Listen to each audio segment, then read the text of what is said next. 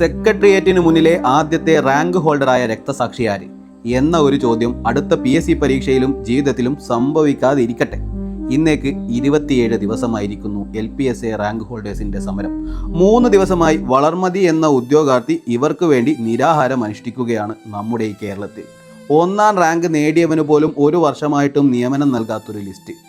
ഇലക്ഷന് മുമ്പ് കളിച്ചും ചിരിച്ചും ആശ്വസിപ്പിച്ചും നടന്നവർ ഇന്ന് കണ്ടില്ലെന്ന് നടിക്കുന്നു. സമരം രാപ്പകലാണോ അതോ നിരാഹാരമാണോ എന്ന് ചോദിച്ച് അധികാരികൾ പരിഹസിക്കുമ്പോൾ സാധാരണക്കാരൻ്റെ ഗതികേടിനെയാണ് ഇവിടെ കളിയാക്കുന്നത്. പ്രതികരിക്കേണ്ട പ്രതിപക്ഷം നിശബ്ദത പാലിക്കുകയാണ്. ഇനി ഒരാൾ മരിച്ചാൽ മാത്രമാണോ ഇവരുടെയൊക്കെ കണ്ണു തുറക്കുക? ഇവർ ഇനി നാട് വിടണോ അതോ പട്ടിണി കിടന്ന് മരിക്കണോ? തവള ചാവുന്ന വാർത്ത പാമ്പ് ചാവുന്നതുവരെ മാത്രം ചർച്ചയാകുന്ന ഈ കാലത്ത് ഇത് വാർത്തകൾക്ക് വേണ്ടിയുള്ളതല്ല, ഒരു കൂട്ടം മനുഷ്യരുടെ നിലനിൽപ്പിനു വേണ്ടിയുള്ള അതിജീവന സമരമാണ്. ചോദ്യം നിങ്ങളോടാണ്.